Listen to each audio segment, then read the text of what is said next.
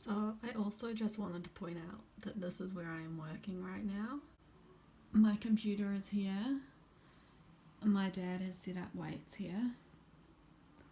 And we also have an exercise bike here. I am not using any of this equipment, in case you're wondering, because I do not want to, and I don't have to. So I want to talk a bit about exercise. I feel like amidst this whole strange COVID-19 lockdown experience, there has been a lot of emphasis on exercise as a way to keep well and keep healthy during this time, to get outside and go for a walk if you can, or a whole lot of free home workout videos popping up on the internet. For those of us in recovery from eating disorders or recovering from compulsive exercise addiction, it can be hard seeing that advice pop up again and again on lists of recommendations as ways to cope with this pandemic. Because for us, exercise cannot be one of our main coping mechanisms. So I wanted to talk about this because I think it would be understandable if you were feeling pressure at the moment to exercise because other people keep saying that it's a good idea. And I definitely have felt pressure, extra pressure more than usual. It seems like diet culture is trying to profit off this pandemic by selling home workouts as well as supplements and all that, but I'm not going to go into that right now. And also just friends and well-meaning people just talking about how great the latest body balance class or body pump or whatever it is, the latest class that they did, asking me if I'd want to join in or something like that. And to be honest, no, I don't. So if you're feeling pressure or thinking that maybe you should join in with this exercise as a way of keeping well, I think it's important that you ask yourself a few questions, and that's what I've been doing as well. So first and foremost, do you actually want to do exercise? I know for me, the idea of doing a home workout really does not appeal. Not only does it bring back really horrible memories of being deep in my eating disorder and really feeling compelled to exercise, but it also just the idea of having to shift all the furniture, get all my devices set up, and then sweat all over the floor in my lounge, which is meant to be a comfortable place of relaxation. I just don't want to do that. There are many, many things I'd rather do than do a home workout video. So I'm going to do those things instead. And the same thing applies to if you feel pressure to go for a run or go for a walk or skip jump rope, like whatever it is. If you don't actually want to do it, you don't have to. And secondly, is it actually safe for you to exercise right now? This time last year, my body was undernourished. My body did not need exercise. Absolutely not. What my body needed was a lot of food and a lot of rest. Exercise would have completely undermined my attempts to recover. And I don't just mean undernourished in terms of whatever the body weight or shape or size someone is. I mean, if you are feeling anxious around food, if you are obsessing around food, if you feel like you have to exercise in order to earn your food, if you are feeling tired, if you are feeling fatigued, if you are experiencing any of the physical or mental symptoms of disordered eating, disordered exercise, symptoms of starvation, then whatever your body size or shape or weight, it doesn't matter. Your body is not telling you to exercise, your body is telling you to rest and focus on recovery. So it doesn't matter what you look like, and it also doesn't matter what judgment you're putting on your body. If you are judging your body and thinking you need to lose weight or tone up or whatever, And it's just a judgment. And if you're experiencing symptoms of disordered eating or disordered behaviours towards exercise, then you really need to work on that first and foremost, rather than getting back into a compulsive exercise cycle. Basically, if you're not eating enough, then you should not be exercising. That will not serve your body. Okay, so maybe you've been in recovery for a while, maybe you are eating enough, maybe you feel like you have more energy, you're at your body's healthy weight, maybe you're feeling like because of that, exercise maybe is something healthy for you to do. The neural rewiring aspect of recovery takes a lot longer than the nutritional rehabilitation aspect. So even if you are at a healthy weight for your body, even if you are eating a lot,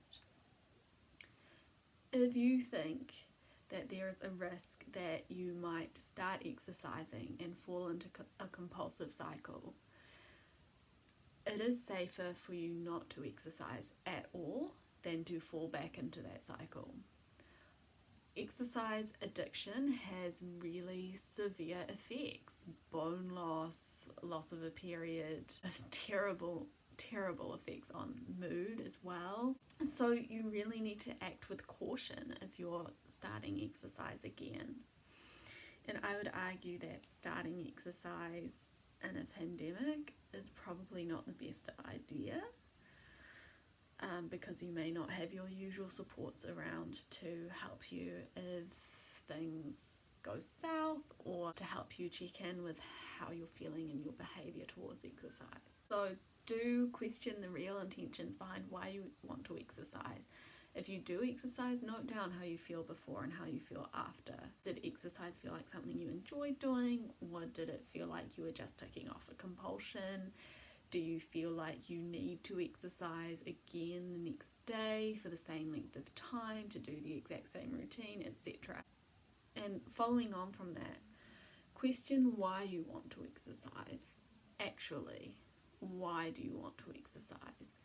And it's hard to be completely honest with yourself because eating disorders are so ridiculously convincing. And I used to go to the gym and almost wholeheartedly believed it was good for my health. It wasn't. I felt like I needed to go to the gym because if I didn't go to the gym, then I didn't deserve to eat food. And that's just not true. You deserve to eat food even if you've just sat on the couch all day and done nothing. Your body still needs energy. So if you feel like you want to exercise because you're afraid you might gain weight, or you feel anxious or guilty if you don't exercise, or because your friends are exercising and you think that you're lazy if you don't exercise, none of these reasons are good reasons to exercise. So if you are like me and in recovery from a restrictive eating disorder, I want to remind you of a few things. First of all, the suggestions to exercise do not apply to you. You are not the norm. The majority of the population is not recovering from the effects of an eating disorder. They do not have histories with exercise addiction or compulsive movement. Your body has different needs and exercise is not one of them. It is totally okay and beneficial to your health if you don't exercise. On that point, just because other people are exercising does not mean that you have to. For example, my friend really likes painting. She enjoys painting. I do not, so I don't paint. Similarly, my sister really likes doing home workouts. I don't, so I don't do them. You don't have to do things you don't want to do. Not exercising does not mean that you're lazy or unhealthy or unfit. That's all judgment that you're putting on it, probably influenced by diet culture, but you do not have to exercise. Also, it doesn't matter if you gain weight. So if you're worried about not exercising and fear of gaining weight, you don't need to worry. I know that's easier said than done, but honestly, So much good comes from gaining weight. More freedom with food, more energy, fewer obsessive thoughts, no more mental hunger. Gaining weight is great. Prove it to yourself. If you gain weight during this time, your body probably needed it, and you'll probably experience some really nice rewards. If you do not have any alternative coping mechanisms besides exercise, then you need to develop them. For so long, I used exercise as my coping mechanism when I was stressed. You cannot exercise every time that you are stressed because, one, your body will suffer. It is not good for your body to be exercising constantly. And two, it's not always feasible to exercise. You might be injured, you might be unwell, you might not have the space. There are many reasons why you might not be able to exercise. And if that is your main coping mechanism, if that is your only coping mechanism, and you're recovering from an eating disorder, then you need to develop other coping mechanisms, which is very difficult, but it is possible. Humans are amazing. We can learn, we can rewire our brains, we can find other ways to deal with difficult emotions. You don't have to go for a walk to think through your thoughts. You don't have to go for a run to enjoy the benefits of the sunshine. You can just sit there. There are other ways of relaxing and de-stressing besides exercise.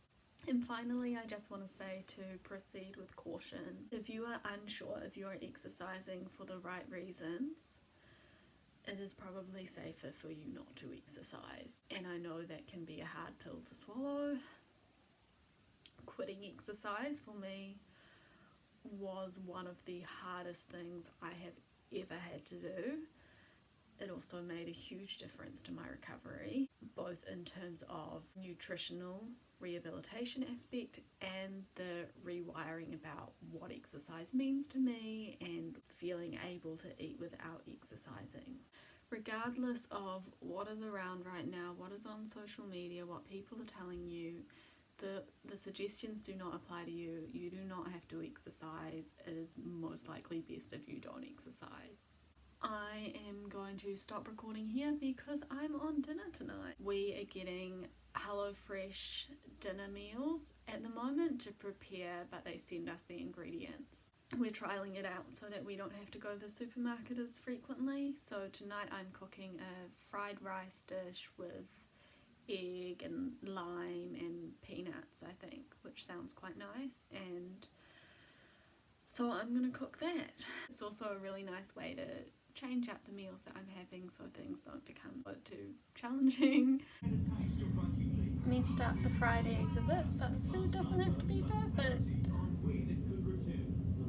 I'll record again soon. I hope that you are doing well and keeping safe, and I'm sending lots of love to you wherever you are, however you're feeling. I know that a lot of people are struggling right now. I've definitely had my hard days. Yeah, but we will get through this. Okay, bye.